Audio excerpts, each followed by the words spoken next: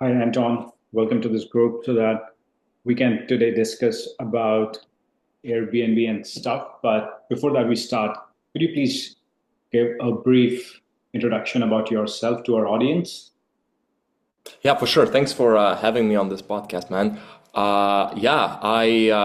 I founded a company that focuses on short-term rental property management, basically Airbnb property management. Just most people understand things that way. And we've curated a company that basically provides very premium experience for our clients, who are the property owners and the guests. And that's how we differentiate ourselves from the competition, because a lot of it is just fast turnover and just basic cleaning. We do everything. We like to think of ourselves as the four seasons of the Airbnb management, right? And it's been an amazing journey. I've had experience for about 15 years in real estate, property management, family business mostly, right? Commercial, residential. So I've been in the space for quite some time and do have a marketing background because I used to manage big corporations in terms of marketing, right? Being a marketing director. But then I wanted to do something in this space, and I found that it's the perfect balance between the real estate and building a business. And it's Uh, been delightful, and it's been about a year since I started doing this, and we've branched out into various municipalities and a great team right now. well, that's awesome, man. And these days, the cash flow negative issues is coming with most of the rental properties. So now if somebody can do Airbnb and they can make good cash flow also, right? So many investors of ours are now switching to that strategy. And there's many reasons why do that. One of it, of course, is the financial factor, right? That we see that most of the time, short-term rentals make from 20 to 50% even more, depending on the area. If you're a condo downtown, you're closer to 50% than a Uh, long-term rental, right? And it's not like you're not making double, you're not making triple. You are in the summer for a few months, but we're talking about aggregate throughout the year because the winter months are slower in Toronto, right? But yeah, financially, it makes a lot more sense. And we're talking about bottom line after all the expenses, after all our fees as well, right? People are making a lot more money. And of course, there are situations where they're not. If it's a house in a location that doesn't get a lot of demand, right? We can't curate demand, then it's a different story. But if it is a area that's in demand, and yeah, it does really well. That's one side of things, but the other side is the flexibility. People forget about the fact that right. you can sell it at any point in time. You don't need to get the tenant out. You can have your family stay there. You can stay there. One of our clients, she actually just sold her other condo, and she needs to stay in this condo that we Airbnb for her for 2 months in the winter. And Right. she has the flexibility before she finds something else. So she's thinking of moving to a different province, right? And keep Airbnb in this property, but she needs that flexibility because she knows that when she sells, she's not on the street. If she had a tenant there, she can't do anything about it. So a lot of flexibility, and importantly, is that you're not dealing with the landlord-tenant board, which is a disaster, as you know. Lots of people choose to go in this direction because of that. Right. So, Anton, we get a lot of questions from our investors. I want to discuss a few prime questions that we get from almost everyone is that if someone is interested in getting started with becoming an Airbnb host, what would be the three most important things to consider? I would say when I speak to any potential client of ours, there's really three things I ask them, and that's the biggest thing. What is your what's the type of property, house or an apartment, and the location? So that is very important. Like I said, not every single location is going to be optimal for this. If Right. you are in an area that is not as desirable from the short-term rental, from the vacation rental management standpoint, you might want to consider not going in that direction because it's going to be a lot of management, lots of work for the same amount of money or even less potentially than long term. You do get the flexibility, right? If you're looking to sell within a year, you Mhm. might want to just take that opportunity and make the same amount of money as long term, just to have the flexibility.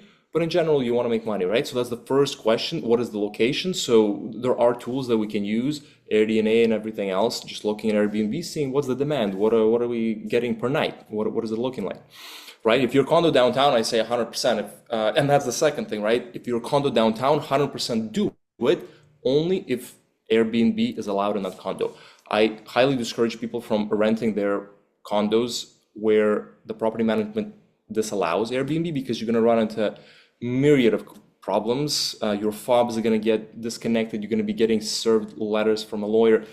It's unless you are in a situation where you really want to take that chance and do financial reasons, again, flexibility, then sure, but we don't take properties on like that because it's a nightmare to manage. It's not a clean process. So that's the second question. So can you rent your condo based on the condo rules or you can't, right? And there's a few condos downtown that allow, and they're fantastic. I'm actually sitting in one of them. I'm doing a spot check for one of our properties, and it's in a pristine, beautiful condition, and it's great. Yeah. It was nice to see, and I kind of wanted to do this call from here. And this condo is Airbnb allowed, 231 Fort York, and works beautifully. And the third thing we ask is this, can you have it as your principal residence, or can a family member be a principal resident of this property? Because in Toronto, you need to be a principal residence in order to obtain rather, short-term rental license. If Yeah. you're not, you will not be given that license. So it's important. And if you don't have that ability, then we can't do it, right? Like I said, could be your brother, could be your mother, right? It doesn't really matter. It doesn't have to be you, but somebody has to be a principal resident. Somebody has to get the license. Without it, we can't rent anything under 28 days. 28 days plus, no license required, but that's not short term anymore. It's a bit of a different Right. situation. Yeah. Got it. And what are the common pitfalls of becoming an Airbnb host, in your opinion? Uh, Pitfalls or myths, right? Which one do you mean by that? Like issue? Misconceptions. All right, so misconceptions, a few for sure. The biggest one is that people are gonna have a party at my Airbnb and they're gonna ruin it, right? That's one big one. They could, but it depends on how you manage it, right? You have an ability to put in very stringent house rules, which we do, fines if people party, make it very clear, monitoring devices that are checking for decibel levels, that are checking for smoke, right? That are legally allowed by Airbnb. They don't record, they just take a snippet of in one point in time, the decibel level in the unit, right? So Right. there's lots of ways to prevent that. And if company like ours know what we're doing, then we rarely have an incident where people will party because, and when I say party, in our case, it's just they're gonna bring three, four friends that are not supposed to be there because they booked it for two people, Right. and they have like a light get together. That's already a party in our eyes. We're not talking about ragers where they're destroying the place because we make sure that they understand, and sometimes they don't get it. That's super rare. And then you have also Airbnb air cover that protects you from all the damages. So you will be protected, and we make claims, and then we collect all the money and do necessary repairs. So people think your place is going to get destroyed. Well, that's actually not true because your place is going to be in a way better condition than long-term tenant. That's the second thing, wear and tear. Long-term tenants ruin your place. I've had multiple situations like that. A brand new townhouse destroyed within a year, almost needed to replace floors. We did 3 deep cleans to save the floors. Like, it was a nightmare. Like, they didn't clean the floors for a year. Where here you get professional cleaning every single time guest checks out. Like a deep, not deep, but professional, good cleaning. Right. This place is spotless. It looks the same or better when I checked it the first. Well, it definitely looks better than the first time I checked it. Checked it out when we got the client, right? It's spotless. It's amazing. You can literally lick off the floor. So it's presentable in order to get those 5-star reviews. Because if it's all not in a good condition, we're not getting those reviews for cleanliness, for anything else, and then you can't book future guests because reviews make a difference. So your place will be in a way better condition than long-term rental. And Right. so, those are biggest misconceptions. There are a few more, but And that's how do you guys like manage the cleaning services? Sometimes people are afraid that the guest leaves or checks out, and then the cleaning lady cancels on that. How do you? so that's a fantastic question because we've had those issues in the past, early on, and cleaning can make or break your Airbnb business. It Right. is the most important part because it is the biggest problem in terms of reviews. If it's not, the worst reviews you get are usually due to cleanliness, right? unless something drastic happened with the unit. But it's like it wasn't clean, 3-star or whatever, right? So cleanliness is huge. And then also the timing and scheduling is extremely important. Like you said, we had cleaners who just forgot to show up or bailed. So I was like, okay, this cannot work because I have to go now and put other things on the side, and like I'm gonna clean this place where my objectives are something else, right? We're supposed to have people. So we built a cleaning team in-house due to that, and that was the best decision ever, where we have head of cleaning, fantastic person who's super responsible, and she's responsible for all the cleaners. If they don't show up, she's the one who's going there and managing that. That's up to her to figure that out, right? So we've been able to streamline the process in a very, very good fashion. And I've seen that most co-hosts or Airbnb property management companies, once they get to a certain level, that is what they do because they understand if you don't build a cleaning team, you're gonna go under, like you're just gonna get hit with bad reviews, with poor experiences. You will lose your mind yourself once you scale to properties, right? Three cleaners cancel the same day. You can't go to 3 places at the same time, right? When you have 3, 4 places, it's possible, but when you're 10, 20, 30, right? That's a big problem. So that is a huge deal, and we're very happy we've kind of built that out. Right. And in your opinion, what is the type of residences that works best for these days for Airbnb? Like a detached bungalow in Niagara region or a house in Mississauga? What do you Yeah, think is the best? it's a very clear answer, and it's very clear based on the numbers that we're seeing. It's always going to be a condo in the downtown core.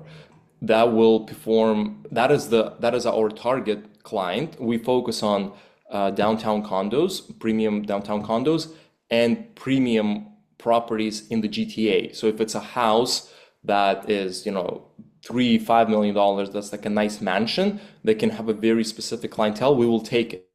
But if it is a regular house in, Etobicoke, we usually don't go down that path anymore in terms of clientele because it's difficult. It's difficult. We had clients like that, and it's difficult to produce those results because it's not as in much demand, right? Like I said, we can do a lot of things, but we cannot create a demand.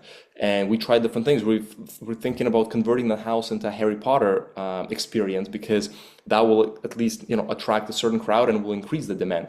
It's very tough to you're renting a 2-bedroom condo downtown for $250, $300 a night, and this house is barely renting. Beautiful, stunning house, 3-bedroom, 3 floors, is renting for $190 a night, barely, right? While this condo downtown, so downtown condo, 100%. If the building is Airbnb allowed, you're sitting on a gold mine. And I tell all my clients, who potential clients even, right? Because the clients understand it, they see the numbers. Potential clients, that if you are in an Airbnb friendly condo, you're thinking of renting in long term, think again, because you will be missing out on a great opportunity because you have all the flexibility and you're able to make way more money. Given you can make it your principal residence because it requires it's required to get the licensing. Okay, so even if the condo corporation is allowing for short-term rentals, it has to be a primary residence of someone doing that, right? That is correct. And because the City of Toronto regulations state that. And there was a big article that's a bit of fake news and a bit of a hoax that the government is pushing. They're trying to find many ways of discouraging people from doing Airbnbs. They're running out of them, so they come up kind of with this one. It's a big media push that where if you do Airbnb, you're charged, then you'll be charged 13% HST on the sale of your condo. Well, if it's your principal residence, you're not going to get charged 13% You don't have because to pay anything, right? of course No not, tax. right? So it's not applicable. And I'm part of a co-hosting community in Toronto. Lots of chats. We meet once in a while because it's very important to keep tabs on those things and help each other. And Right. lots of co-hosts been saying that they've lost a lot of existing, not a lot, but they've lost existing clients and they've lost a lot of potential leads who were considering, but then they've seen this article and they're like, no, no, no, I don't want to pay 13% because they didn't understand that you're in Toronto, it's your principal residence, you cannot pay HST on a principal residence. That makes no sense because you're only allowed to do short-term rentals for 180 days out of a year. So anyways, it's it's a bit of a hoax, and it was one person who got hit with this, not the whole country. And people been Airbnb in thousands and tens of thousands numbers, and nobody paid HST except for this one person because of a specific situation. But the way they, you know how it is, right? Yeah, In the clickbait. media, Yeah. it's all about the rhetoric, the way they kind of twist it. So, and yes, we've seen. I get that question asked all the time now by everybody, and but yes, it's not an issue in the municipality of Toronto. But if somebody is renting out their Muskoka cottage, then they would have to pay now 13% HST, right? If they're doing Again, rentals. right? If it's not Again, residents. yes and no, right? Because is the cottage registered under corporation? Are you selling it to another corporation? Are you renting it all the time, 100% of the time, or are you just doing it for the summer? Right? It's you're living there. That's your dwelling. You're only so it's very tricky. So the answer is 99% no. But the Okay. way we framed that, and a better answer is talk to your accountant in the specific situation. But it's more like it's your fifth property, and it's in a municipality that doesn't require any licensing, and you're renting it out 360 days out of the year, 365 days out of the year.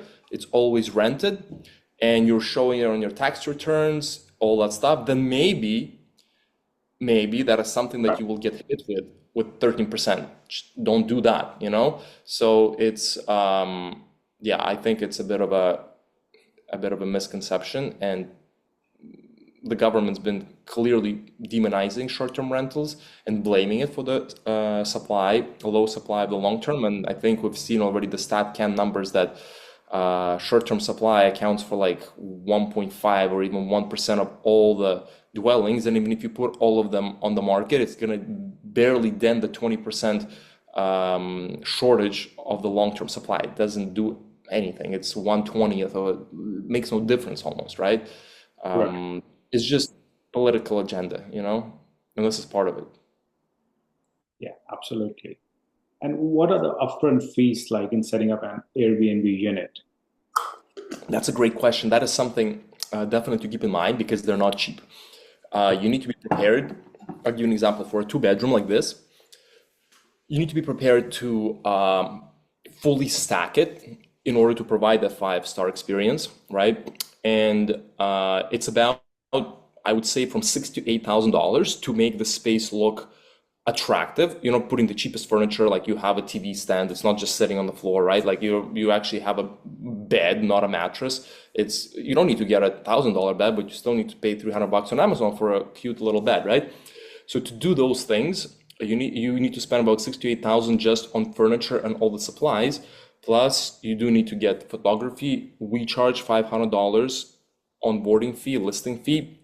If you do all the work, all the staging, you're gonna need to do a deep clean of the property before the photography, before the first guests arrive, right? So these costs rack up, and I would say you're looking at about $10,000 to invest into the property to set it up. If it's a two-bedroom apartment, let's say, right, or a two-bedroom townhouse where you have a little dining room, you need to buy all the kitchen utensils. Again, if you have lots of furniture that will work, or you have, extra plates, extra utensils that, you're not using, that are in good condition, that you can, they don't have to be new, but they have to be in great condition, you will lower those costs. But we're talking about you have nothing and we're starting from scratch because you got to buy the linens, the towels, and all of those things add up a little bit, right? So you do understand that you invest 10,000, but we're talking about five-star experience. This is the way we work, right? Because we work with upscale. By no means it's an upscale furniture, right? We're not going to Roche Bobois buying $25,000 couch, all right? It has the feel of an upscale experience with visually pleasing furniture, but for a very reasonable price. We found the balance, and we provide those lists to our clients, and we say, hey, we've done the research, that's what we recommend, or something similar, so they at least have something to go off. Right. And what is the projection on making profit on this? Right. So I'll give you an example. This property, for example, right, in the first 3 months, and of course, the first month is pretty slow because you need to accumulate the reviews. You're not getting full occupancy, right? In the, I remember in the second month, in our client's pocket, she made like 6,500 after all the expenses. Where this unit would probably rent for 3,000, 3,200 a month. Yeah. It's a two-bedroom Fort York, right? Like it's nice, but it's nothing astonishing. Like you're not in a penthouse, right? And so that's pretty much double. Summer months, sure. So she made about, I think, 3,500 first month, which is great because first month is always hard to get going. 6.5 second month, for something in the third month, and this month that just finished it's gonna be a very, I haven't done the math yet. I should be doing it today or tomorrow. It's gonna be a very good result. Or at a townhouse, that's a two-bedroom townhouse, stacked townhouse, close to Yorkdale. It made that place made, like literally 6,500 every month, which is insane. A little bit less during the off season, like maybe 4,500, but it averages about 7,000 when it would rent for Wow. 3,000, right? So that's what I'm saying.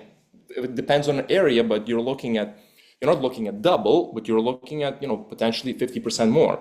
And every dollar counts when you said, yeah, when people are struggling to pay mortgages right now. Right. And can you share any success stories from hosts you just completed their first year with you? From the hosts that completed the first year, in what sense? Like, did they like the experience or? In terms of like, how was their experience with Airbnb and your company, and how easy or how hard was it? It's great. It's great. We provide hands-off A to Z experience, right? So basically, we take care of from as long as the host sets the property up, we Right. we can do, but that would be an additional fee, right? Because it takes a lot of work. But once the host sets everything up, buys all the furniture, prepares everything, we do the deep clean, we do the photography. After that, the host does not have to participate in anything. I'll give you a perfect example. Actually, this is great.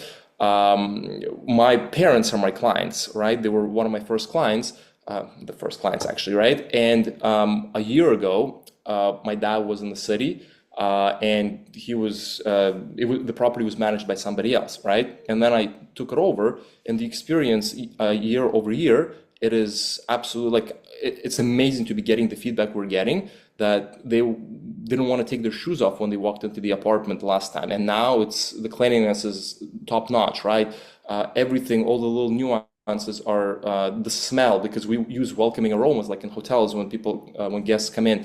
So all those little elements provide a completely different experience, right? We updated some of the furniture to look better, visually appealing. Plus, the old one needed changing, right?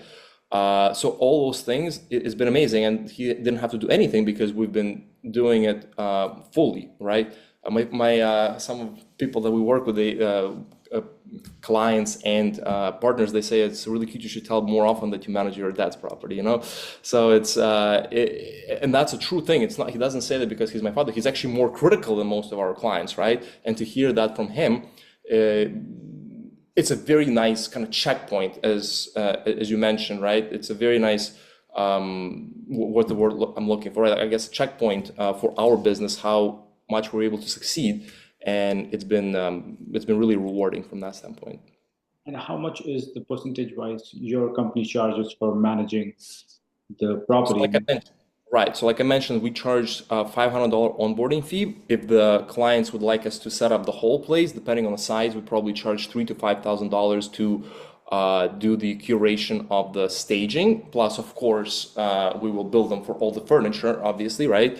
Because it takes a lot of time to get that done. It's not an easy process, and I will not lie to potential hosts that want to do that it's easy to set it up. It's not. I have actually a meeting up with one of our new clients who just signed yesterday, and Right. we sent them all the documentation. We sent them full items checklist that we've put together. It's very cohesive, very easy to follow, and suggestions of here what you can find on Amazon for this. Here is a couch that you should get, right? If that's not available, this is an example, right? What it looks like. Right. He's losing his mind. He's like, bro, I don't know what's going on. Like, even though it's clearly written out, but for a person who's not familiar, so he's considering taking us up on this offer, being like, just do it all yourself. Like, I can't handle it. And some people, we help, we consult through the process, but it's like a full-time week of work to set up the place to a good level of experience, to this level where I'm sitting here, right? This wonderful client of ours, she took about a month to set it up. She took her time. She wasn't in a hurry, but it took a long time to get this place ready, and she did a fantastic job. She took it all upon herself. We just tweaked a few things at the end, but she did a great job. And it takes a while, it takes a lot of effort. So I don't remember what was the question. Oh yeah, right. So we charge 20% commission after we've onboarded the property from a nightly rate, right? After the client is paid a specific amount, we Right. deduct the cleaning fee, we pass it on to the cleaners, and then we charge 20% from that amount. Okay. For every transaction that happens, right? Sorry? That every transaction that happens on Airbnb, right? Of course, right. We don't do it like every transaction, but we take a look at it at the end of the month, and then we look at, of course, at all the transactions, and then we provide the best experience possible. In this way, we collect the money, we collect the HST, we collect everything, so the client doesn't need to worry about anything. We pay the HST to the government, and then we do all the math, we provide all the reports, and we send one-time kind of payment to our clients every month. And that works really well because they don't need to, do that on their end. We do everything ourselves. Yeah, That works fine because it's very hard for clients also to manage all the accounting on a daily basis, especially if they're working 9 to 5. exactly. And that's the whole purpose, right? Anybody can do Airbnb hosting. This is not rocket science. We're not sending people into space like Elon Musk here, right? Like it's pretty straightforward. But people, our clients, they're doctors. They spend a lot of time away from the country. They're not here. They don't want to be doing like they need somebody who they can trust on site, right? And they don't have time to deal with it.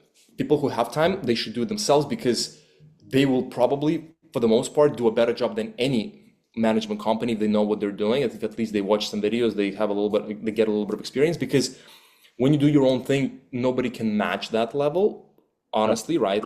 Even though we're ultra premium, but I will tell everybody that if you do it yourself, like we'll never be able to do it as good as you because we're not you. It's your property. You will spend hours and hours every day on it, and we can only, spend so much time. Otherwise, it just doesn't even make sense, right? But we will do everything in an excellent way, but you will always do it a little bit better. Again, if you know what you're doing, people can make a lot of mistakes because of inexperience, but I encourage hosts who are able to host themselves to do it themselves because they will, everybody can learn this. It takes a little bit of time, but like I said, it's not rocket science. It's really the service for people who prioritize their time in their business, in their career, and they don't want to do this. They just want to make more money. They want to be taken care of. They want the flexibility, and they want to find somebody who they can trust. Right. Okay, that's good to know. Is there any piece of advice that you want to leave with the audience today who are on the fence of starting or doing an Airbnb at this point of time? Yeah, I would say I feel like those three things that we talked about in the beginning, right? I would say um, if you're looking to do short-term rentals, do the research in terms of how much money can you make, what the demand is like, what the occupancy is like using different software tools like AirDNA and everything else. Better pay for like $100 and something for that month to do that than go in a direction that's not going to be favorable. Um, Also, I would say definitely find out if you can do it legally, if it's a condo. And if it is possible to do short-term rentals in condos downtown, I would say do it with a company like ours, do it with us, do it yourself, but do it because you're sitting on a gold mine. Don't miss out on that opportunity because there's no downfall here, right? There's no pitfalls. You are making more money, you have the flexibility, Right. you're gonna keep your place in a pristine condition. Like what else? What else are you? You're not gonna make less money, that's for sure. So even if you're renting it, if it's half empty for some reason, like you're making the same money, literally, right? Like it's gonna be a great experience for you overall. And yeah, and if you don't have time, advice use a company like ours or again another company. Us doesn't really matter because it's a great community. I know a lot of co-hosts. We're friends and we send leads to each other depending on what works for who, right? A lot of leads that come our way, they're not the right fit. We send it to other people that we know that do a great job. It's a great community. Everybody wants to do well for the most part. There's some bad apples, but that's the minority of the people. Right. And how could people can find you and reach out to you? Right. I'm sure you'll tag us, our social media, our emails, potentially website where people can get in touch with us, book a free consultation, quick consultation. We can chat about, the opportunity. What is, again, those three things we'll go through in the beginning. Can you do it? Does it make sense for you to do it? What's our advice? So people can get in touch and get the expert opinion from our team for sure. Appreciate it, brother. Thank you so much, Anton, for taking our time today and educating our audience. And we'll Thank you. catch. Thanks a lot for having me on. Thank you. Thank you, sir. Take care.